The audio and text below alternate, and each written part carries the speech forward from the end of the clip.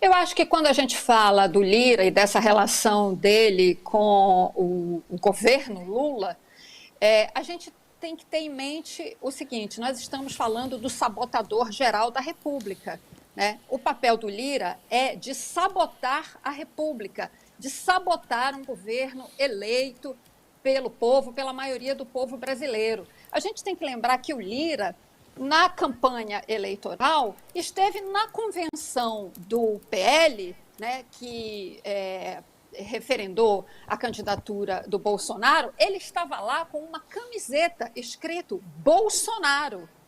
Então, é desse personagem que a gente está falando, e não de nenhum estadista, como às vezes parece, né, que ele é, coisa que ele não é, mas a imprensa trata o Lira, a imprensa trata com muita naturalidade essa política. Está aí a imagem dele, Bolsonaro 22, na convenção, né, que referendou o Bolsonaro. Então, é disso que a gente está falando. E muitas vezes eu vejo, assim, completamente espantada na imprensa, como a imprensa trata o Lira como se ele fosse um estadista e com absoluta naturalidade, né, a política baseada na chantagem que ele está fazendo com o presidente Lula. Mas não é com o presidente Lula apenas, é com o governo como um todo. É uma chantagem contra o Brasil, contra o povo brasileiro que elegeu Lula. É disso que a gente está falando, né? E isso é tratado como dificuldade de articulação política, falta de diálogo, falta de alinhamento com o que a Câmara quer. Cuidado, o que o Lira está fazendo é tentando confundir para a opinião pública os interesses dele e do grupo político dele com a instituição Câmara dos Deputados. O Lira profana, conspurca a instituição Câmara dos Deputados, né? Eu sei que isso é a vida real, eu sei que isso é a política como ela é, né? Mas a presença de Lira nesta posição de poder é uma profanação da Câmara dos Deputados e isso desequilibra o jogo político. Nós não estamos mais no presidencialismo de coalizão. Isso acabou, né? O Lira quer ser um co-presidente ou primeiro-ministro, vá lá que seja, né? A ponto de interferir no desenho da estrutura do governo, coisa que o Lula poderia ter feito por decreto, né? Muitas dessas mudanças na administração, na estrutura administrativa, ele poderia ter feito por decreto. Mas seja para manter a tradição, para tentar prestigiar a Câmara, o Congresso, vá lá que seja, ele colocou tudo nesse pacotão dessa MP e deu no que deu. Ele não apenas desidrata o Ministério do Meio Ambiente e esvazia completamente o Ministério dos Povos Indígenas. O Ministério dos Povos Indígenas, sem a atribuição, a competência de demarcação de terra, não existe. Não existe, né? Então, para existir, tem que manter essa atribuição com esse ministério. Ele mexe na estrutura do Ministério de Direitos Humanos, ele mexe com o COAF, uma série de outras coisas, né? Então, ele quer reordenar administrativamente este governo nos moldes do governo passado, que é o que ele representa, né? Então, é disso que a gente está falando. Não tem nada. Claro que pode ter erros de articulação política aqui e ali. Todo governo erra na articulação política em algum momento. Mas, neste caso, não é disso que a gente está falando, né? Enquanto o governo não ceder às demandas de Lira, ele continuará com essa faca no pescoço. E, para encerrar, o fato é que, neste momento, o governo Lula é um refém de Lira, da bancada ruralista e do Centrão. Como é que esse impasse pode ser rompido?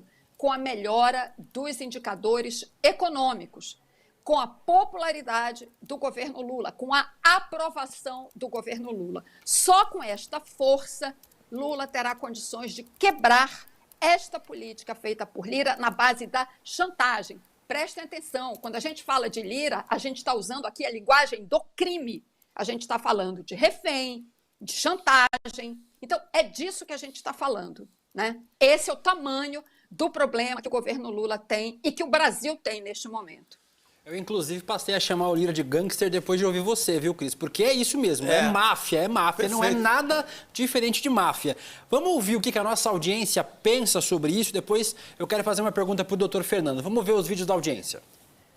As emendas parlamentares, como estão postas hoje, ferem o princípio da separação dos poderes. O papel do parlamentar é legislar e fiscalizar, e não indicar, direcionar verbas públicas. Marcos Moreira, São Antônio de Jesus. Avante, Lula, nós confiamos em você. Nós brasileiros confiamos em você. Lira não foi eleito, você foi. Isso é que é mais importante. Bom dia, Isélia, aqui é Jeane, na Vila da Penha, Rio de Janeiro. Lula, olha só, fica tranquilo, porque malandragem demais atrapalha. E o Lira é muito malandro. Logo, logo ele vai tropeçar nas próprias pernas. E olha, essa sanha toda que ele está tendo é medo, Lula. Isso é medo. Cresce um pouquinho para cima dele. Vamos junto. Deixa eu fazer uma pergunta para o senhor, doutor Fernando. É uma pergunta que vale o emprego de ministro das relações políticas do governo Lula. A gente fala muito sobre a crise da articulação. O que efetivamente o senhor acha que pode ser feito para reduzir o poder político do Lira, para a gente concluir esse nosso papo sempre muito bom com o senhor? Olha, agradeço. Quero cumprimentar a Cris, porque eu acho que é o seguinte, ela fez a análise correta em relação à tentativa de discurso sobre desarticulação do governo. É um discurso que tenta colocar o governo como refém permanente.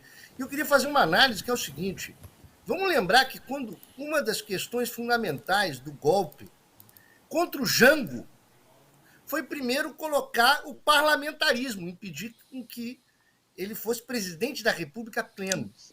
E nós estamos numa constante tentativa de modificações das formas de golpe.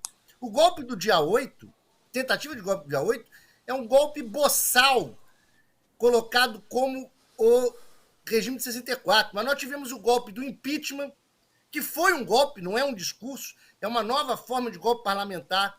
A questão da Lava Jato foi nova forma de golpe. E nós temos que tomar um devido cuidado para que esta forma de chantagem em relação ao governo e tentativa de colocar o governo sobre uma situação de refém, e mais, fazer com que o governo se descaracterize ou não consiga fazer a política ao qual ele foi eleito, porque, de fato, o Congresso foi eleito, mas o Congresso tem que fazer o seu papel.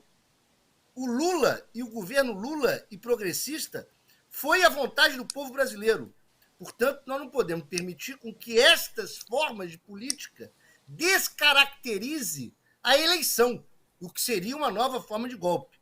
Eu acredito e faço votos para que o Lula, em relação às suas relações pessoais, consiga, neste momento, superar essas questões. E acho que, sim, a força política junto ao povo, ou seja, junto à aprovação do governo Lula, o andar da economia, faça com que o governo federal, o executivo, tenha força suficiente para colocar a sua política no jogo.